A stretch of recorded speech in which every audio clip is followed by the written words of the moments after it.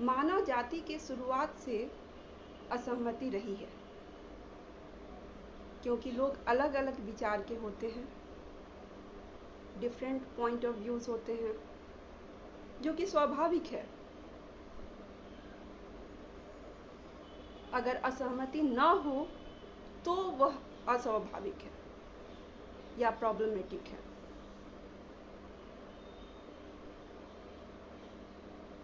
क्योंकि अगर सभी एक तरह से सोचेंगे तो विकास या कोई आविष्कार होगा ही नहीं। उदाहरण के तौर पे अगर हम न्यूटन को देखें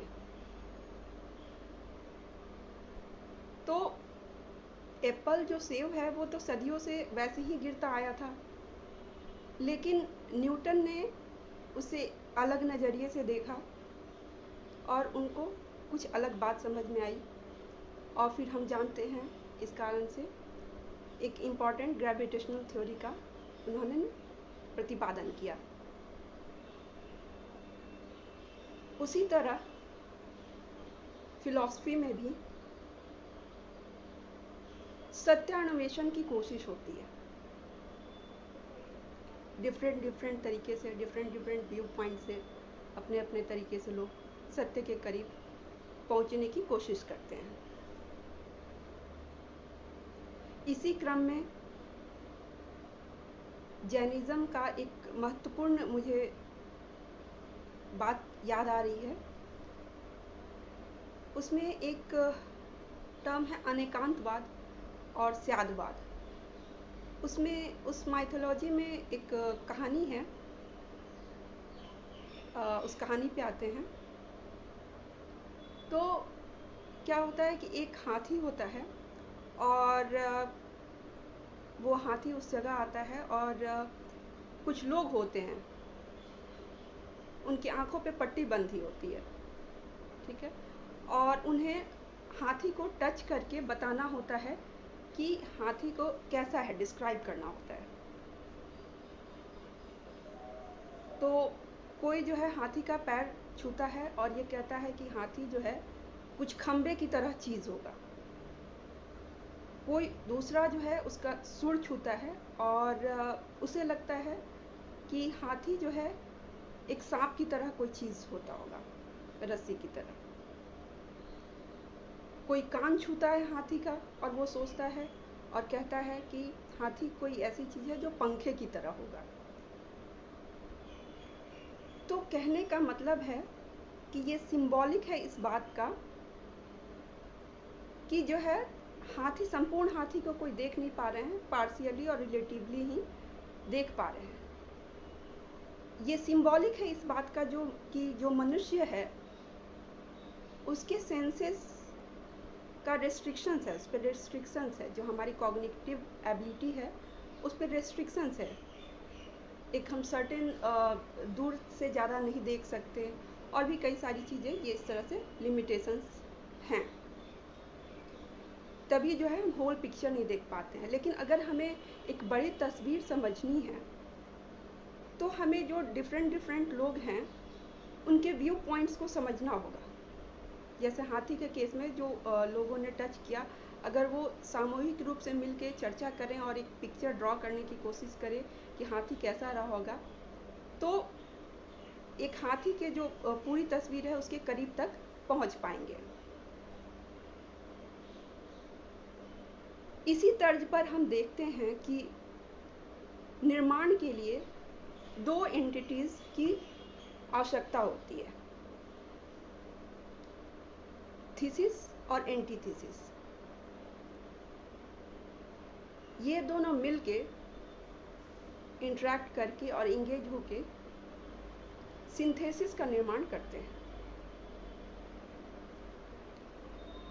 जो कि सत्य के ज़्यादा करीब होता है। और ये जो सिंथेसिस है, ये जो प्रोसेस चलता जाता है वो पहले वाले सिंथेसिस के ऊपर इम्प्रूवमेंट होता है और इस तरह से डेवलपमेंट की तरफ हम लोग बढ़ते हैं और सत्य के करीब पहुंचते हैं। और यह डायलेक्टिकल प्रोसेस जिसको बोलते हैं, और यह अनवरत चलता रहता है। वेस्ट में यानी कि पश्चिम में इस परंपरा की डायलेक्टिकल प्रोसेस की शुरुआत हुई, द्वंद्ववाद की शुरुआत हुई, हम पाते हैं कि सुकरात से, और यह फिर चलते हुए हीगल और मार्क्स के लेखनी में परिलक्षित होता है। ये वही सुकरात हैं जिनको उस समय की जो डेमोक्रेटिक गवर्नमेंट थी, उसने युवाओं को पथभ्रष्ट करने के आरोप में मौत की सजा सुना दी।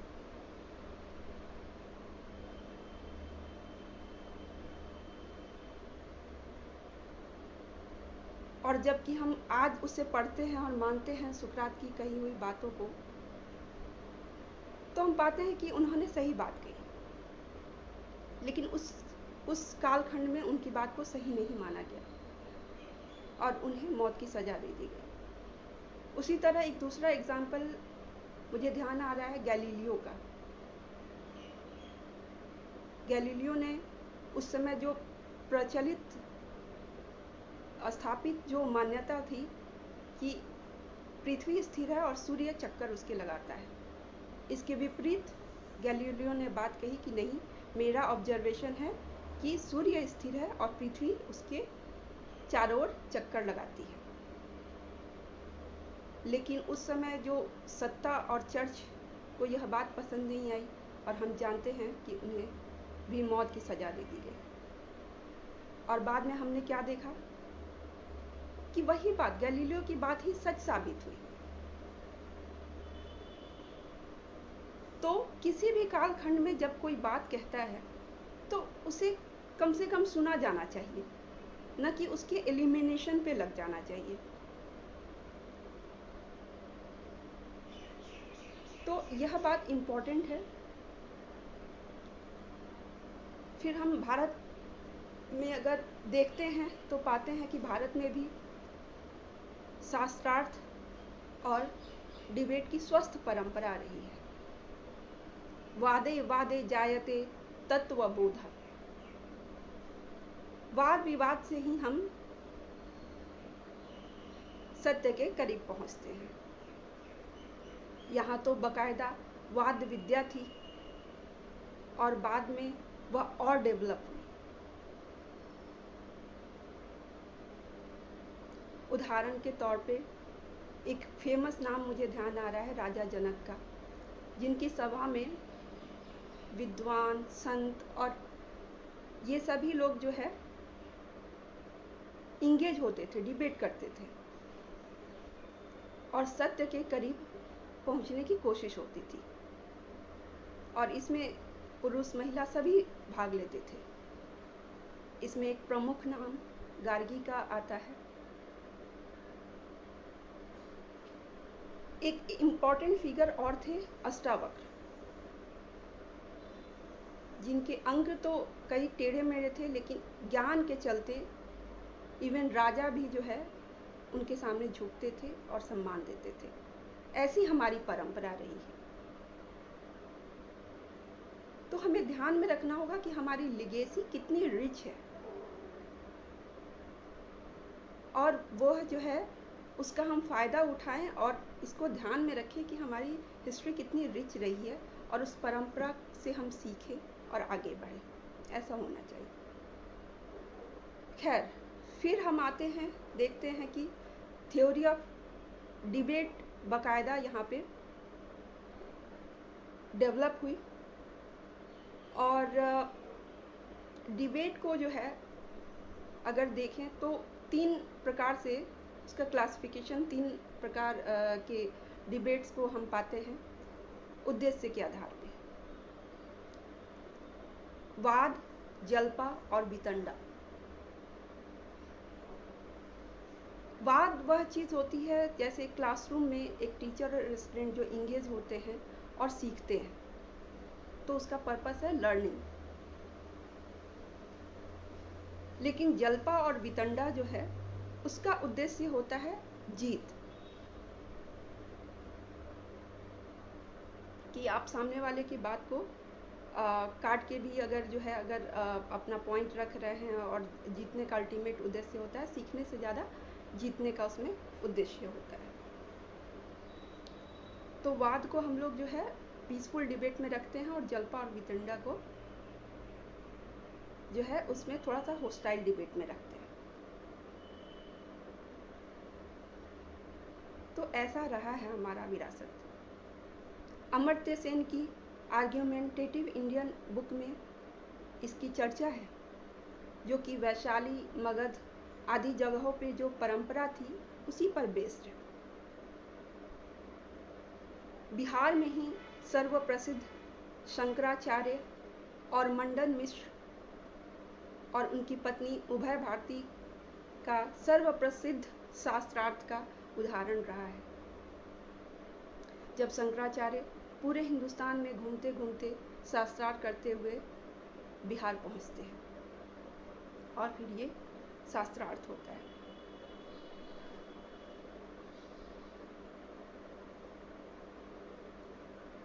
फिर आगे हम थोड़ा बढ़ते हैं तो देखा जो सत्य उचित स्थान नहीं मिला उनके विचारों को, बल्कि बेइज्जती की गई,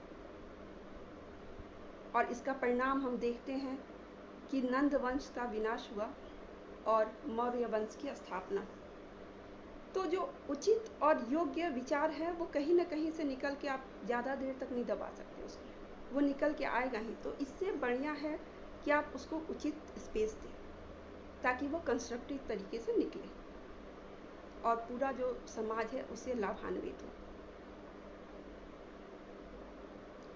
एक जनरेशन पहले तक हमने देखा है कि दो मित्र जो है कई बातों पे असहमत हो सकते हैं, वो डिबेट करते हैं बाकायदा, और डिफरेंट पॉइंट ऑफ व्यूज हो सकते हैं, लेकिन एक दूसरे का विचार का सम्मान करते हैं और हंसते मुस्कुराते उनकी प्रगाढ़ मित्रता चलती रहती है, जो कि आज के समय में उसमें कमी देखने को मिल रही है। तो इतना टॉलरेंस होना चाहिए कि आप दूसरे की बात को सुन सके, समझ सके। अगर आपको अपनी बात पर विश्वास है तो आपको दूसरे की बात सुनने में दिक्कत नहीं होनी चाहिए। तो आपको डिबेट में इंगेज होना चाहिए। उससे क्या होता है कि लर्निंग, सीखने को मिलता है। आप कन्फ्रंटेशन अवॉइड करें, तो आपका जो पर्पस सीखने का होगा तो आप डिबेट में इंगेज होंगे। आजकल देखने को क्या मिलता है कि बस अपनी बात को सिद्ध करना है, सामने वाले से कुछ नहीं सीखना है, उसको कुछ नहीं समझना है। ऐसा नहीं होना चाहिए। Famous political thinker J.S. मिल ने भी कहा है कि अगर एक व्यक्ति भी बाकी लोगों से अलग विचार रखता है, अलग मत रखता है, तो भी उसकी बात सुनी जानी चाहिए, और इस तरह वो राइट टू एक्सप्रेशन को डिफेंड करते हैं। हमने सुकरात और गैलीलियो के केस में ऑलरेडी ये देखा है, उनकी बात अल्टीमेटली बाद में सच साबित हुई। तो मिल ने मेजोरिटेरियनिज्म या टायरनी ऑफ मेजॉरिटी के खतरे के प्रति आगाह किया है। ऐसा नहीं होना चाहिए कि अगर ज़्यादा लोग अगर किसी बात को सोचते हो तो वो सही ही हो, ये कोई ज़रूरी नहीं है। ठीक है, तो फिर हम आगे आते हैं और इंडिया में देखते हैं कि अकबर, एक हम उनको सहिष्णु राजा के रूप में याद करते हैं। क्यों? क्योंकि वो डिफरेंट रिलीजियस व्यूज जो हैं, बातें हैं, उससे इंगेज होते थे, उससे सीखते थे। हर एक धर्म में, हर एक चीज़ में पॉजिटिव पॉइंट हो सकता है। तो हमारी भावना सीखने की अगर हो तो हम सभी चीज़ से सीख सकते हैं।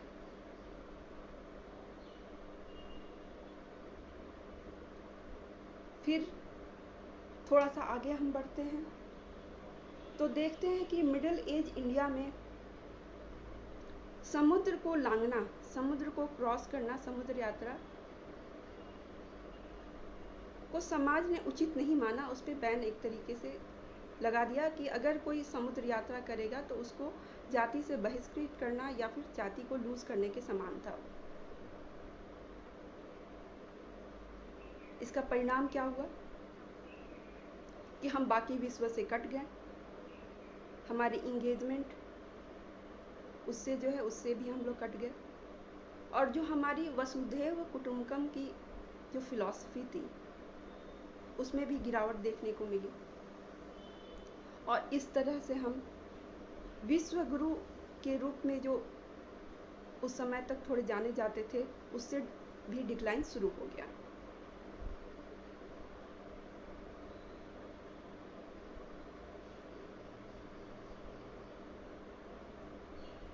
तो यह उसी तरह है कि ठहरे हुए पानी से सड़ांध आने लगती है।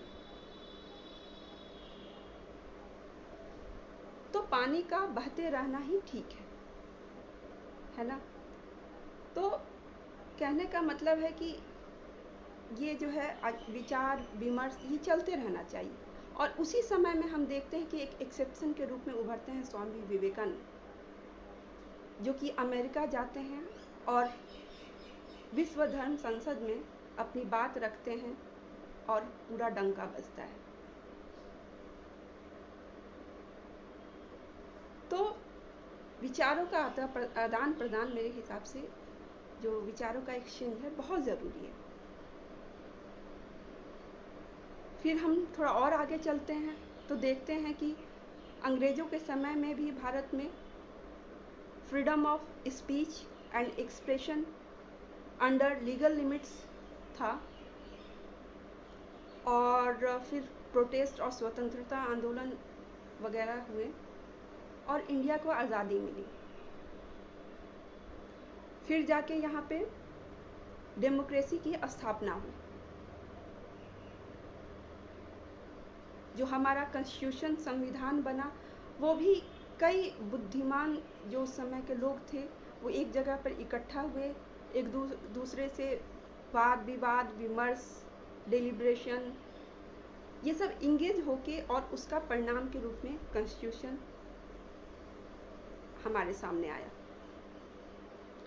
और वह हिंदुस्तान का एक एसेट है संविधान,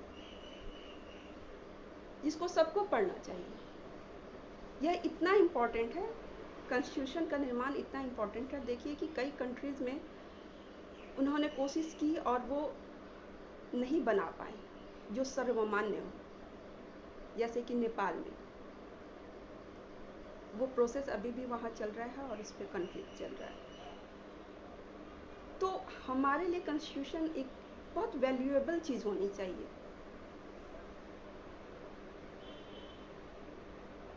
इसको सबको पढ़ना चाहिए। मैं एक तो देख रही हूँ कि पढ़ने की जो टेंडेंसी है युवाओं में घटती जा रही है, जो स्टैंडर्ड मटेरियल्स जो है और ये सारी चीज़ें, किताब की दुकानें मुझे बिहार में इतनी कम दिखने लगी हैं जहाँ पे स्टैंडर्ड बुक्स मिलते हो। तो हमारी जो पढ़ने की प्रवृत्ति है और सुनने की, उसका जो है होना चाहिए पढ़ने और सुनने का। तब की कांग्रेस पार्टी एक अम्ब्रेला पार्टी थी जिसमें डिफरेंट बिल्कुल अलग स्पेक्ट्रम के विचारों वाले लोग एक जगह इकट्ठा हुए कांग्रेस के अंतर्गत।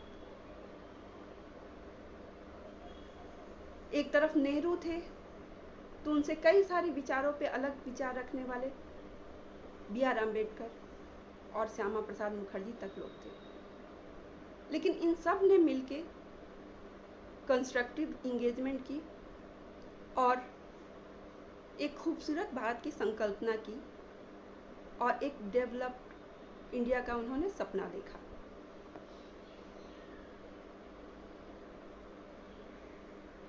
हमारा जो संविधान है उसी में ये जो राइट टू डिसेंट है उसका उसमें मेंशन है, और वो एक फंडामेंटल राइट है जो कि आर्टिकल 19(1) A to C में उसके अंतर्गत आता है। तो सोचिए यह कितना महत्वपूर्ण है। ये कॉन्स्टिट्यूशन द्वारा हमें बाकायदा दिया गया है असहमति का अधिकार।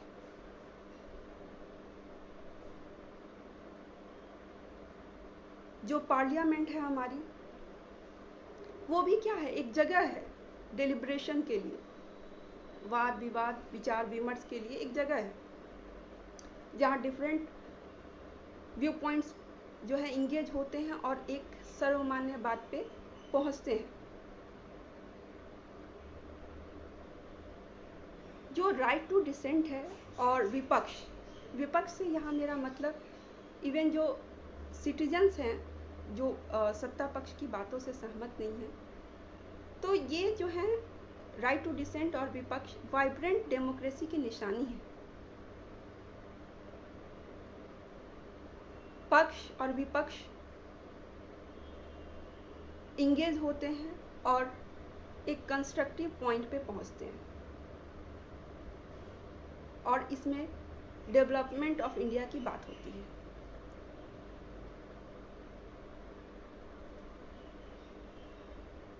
हम देखते हैं कि बल्कि हम ऐसा मानते हैं कि इमरजेंसी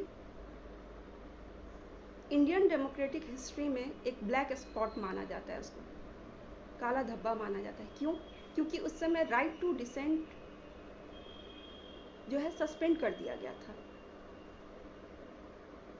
तो सोचिए राइट टू डिसेंट कितना इम्पोर्टेंट है हमारे लिए, इसका मूल्य हमें और पता चला। तो कहने का मतलब है कि राइट टू डिसेंट जिसमें सरकार का क्रिटिसिज्म भी शामिल है, अगर ऐसा करते हैं तो वो एंटी नेशनल नहीं है। ये कई बार सुप्रीम कोर्ट ने भी ये बात कही है। सरकार और देश दो अलग अलग चीजें होती हैं। सरकार का क्रिटिसिज्म को देश का क्रिटिसिज्म देश विरोधी नहीं माना जा सकता।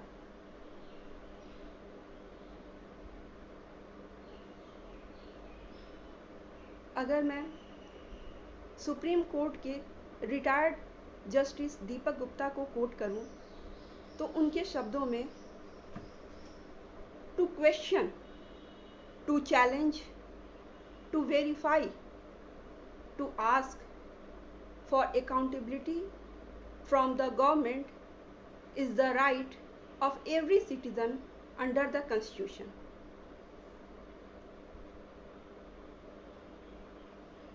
तो इसका मतलब है कि क्वेश्चन करना सरकार को, उसको चैलेंज करना, उसकी बात को, जो फैक्ट्स डेटा हैं उनको वेरीफाई करना सरकार से, अकाउंटेबिलिटी के लिए सरकार से कहना, यह हर एक नागरिक का अधिकार है जो कि कॉन्स्टिट्यूशन ने दिया है हमें। तो इस तरह हम देखते हैं कि विजिलेंट सिटीजन जो है वो कंस्ट्रक्टिव डिबेट के माध्यम से ये उनका योगदान हो सकता है और इस तरह से वो एक हेल्दी नेशन के लिए अपना योगदान कर सकते हैं, जो कि असली सेवा है देश के प्रति।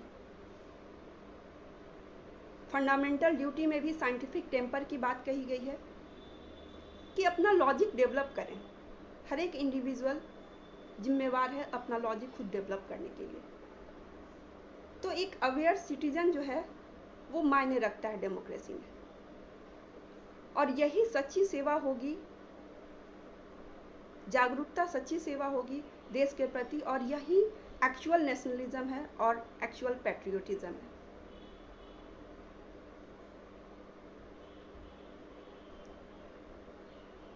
फिर आगे जस्टिस गुप्ता कहते हैं, there is no democracy without dissent. यानी कि बिना राइट टू डिसेंट, बिना असहमति के अधिकार के डेमोक्रेसी की कल्पना करना बेकार है। उदाहरण के तौर पे अगर हम चाइना में देखें तो चाइना भी तो कहता है कि वो वहाँ डेमोक्रेसी है, लेकिन एक्चुअल में है क्या, उसकी निशानी क्या है? वहाँ के नागरिक क्वेश्चन नहीं कर सकते। तो क्या हम ऐसा चाहते हैं? तो हमें इन सब बातों का ध्यान रखना होगा। हम जानते हैं कि हमारे यहाँ चुनाव में first past the post system है। इसका क्या मतलब है? इसका मतलब है कि जिस तरीके से सरकारें बनती हैं, जो इलेक्शन में वोट की काउंटिंग होगी, तो वो FTP का सिस्टम है। एग्जाम्पल के तौर पे मैं इसको समझाना चाहूँगी कि मान लीजिए कि 100 लोगों की आबादी है, किसी देश की आबादी 100 लोग हैं वहाँ पे, और उन्होंने पार्टी A को 41 वोट दिए और उसके अगेंस्ट में 39 वोट पड़े और 20 लोगों ने वोट ही नहीं दिया। तो 39 से ज़्यादा 41 होने के कारण उस पार्टी की सरकार बन जाएगी। लेकिन जो वो 39 + 20 59 लोग हैं, वो जब सरकार बनने के बाद जब वो पार्टी सरकार बनाती है तो वो उसकी भी सरकार है और उनको भी रिप्रेजेंट करती है। So those 59 people should also matter. They matter. ध्यान देना होगा, कहीं ऐसा तो नहीं है कि लेजिटिमेसी क्राइसिस अर्थात राजनीतिज्ञ का जनता से डिस्कनेक्ट हो और परसेप्शन के आधार पर राजनीति चल रही हो और उस प्रचार तंत्र में विपक्ष को कम से कम स्पेस दिया जा रहा। यह हमें ध्यान रखना होगा और यह एक जागरूक नागरिक ही कर सकता है। एक समझदार व्यक्ति का कथन है, to know who rules over you, simply learn who you are not allowed to criticise. तो जो कंस्ट्रक्टिव क्रिटिसिज्म है उसका बिल्कुल स्वागत होना चाहिए। डेमोक्रेसी क्या है? Democracy is all about pluralism. अलग अलग विचार के लोग उसमें होते हैं। तो होमोजीनियस बनाने का कोई भी प्रयास नहीं होना चाहिए। हिटलर ने यह कोशिश की थी और उसका परिणाम क्या हुआ हम सब जानते हैं। क्या हम वैसा समाज चाहते हैं, वैसा देश चाहते हैं? यह हमें सोचना होगा। जो ये अदर का एक क्रिएट किया जाता है कि दूसरा जो है व्यक्ति वो हमसे अलग है, दूसरा है, तो हम फील नहीं कर पाते हैं उसके पेन को और चीज़ों को। तो ये डिस्कनेक्ट नहीं होना चाहिए। तो होमोजेनियस जो है ना होके heterogeneous is perfectly all right. Unity in diversity तो हमारी पहचान रही है, आइडेंटिटी रही है वर्ल्ड में। किसी भी देश में जाइए तो ये बात कही जाती है कि यहाँ पे इतने बोली, इतने भाषा, इतने रंग के लोग हैं और जो है वो एक साथ रहते हैं। तो ये विश्व के लिए एक आश्चर्य है, ये हमारी एक खूबसूरती है जो दूसरे इसका उदाहरण देते हैं। तो हमें इसको बनाए रखना चाहिए। अगर इसको इस तरह से देखें कि एक बगीचे में एक ही कलर के फूल हों, एक ही रंग के सारे फूल हों, तो कैसा लगेगा? तो हेट्रोजीनियस जो है परफेक्टली ऑल राइट है। तो इसका इन सब सारी चीज़ों का समाधान क्या है जो अभी स्थितियां चल रही हैं? डायलॉग और इंगेजमेंट। आप लोगों को एक दूसरे से, सभी को एक दूसरे से विचार विमर्श और साथ में मिलते हुए आगे चलना पड़ेगा और देश को आगे ले जाना होगा। आप सबको मेरी बात सुनने के लिए बहुत बहुत धन्यवाद।